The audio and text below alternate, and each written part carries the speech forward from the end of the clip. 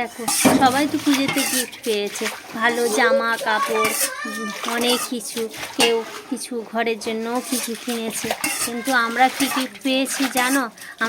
আমাদের কি গিফট দেওয়ার কেউ নেই? হয়তো মা নেই, বাবা নেই, কিন্তু দেখো আমরা হয়তো পেরে উঠিনি গিফট পাওয়ার জন্য, কিছু কেনার জন্য, হয়তো কিছু কিনতে পারিনি, কিন্তু তাও জানো আমাদের জন্য কে আছে? আমাদের জন্য আছে সেই ওপরওয়ালা। তার জন্য দেখো এত বড় আমাদের ওপরওয়ালা গিফট করেছে।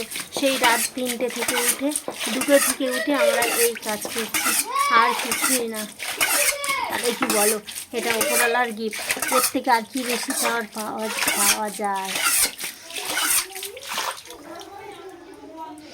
তাহলে আমাদের এই গিফটের জন্য যদি সবাইকে ভালো লেগে থাকে, আমরা তো আর দেখাতে পারবো না জামা কাপড়ের গিফট যে তোমাদেরকে দেখাবো।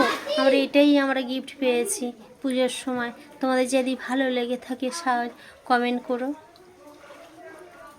লাইক কমেন্ট করো, শেয়ার করো, আর সবাই দেখুক আমার এই গিফটটা কেমন হয়েছে। এই গিফট দেখো কেমন হয়েছে, দেখো সব জল ঢুকে গেছে, সব জল ঢুকে গেছে।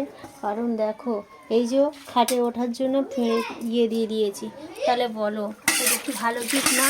এই দেখো সব ডুবে গেছে। রাত 2টোর দিকে আমি গিফটটা পেয়েছি।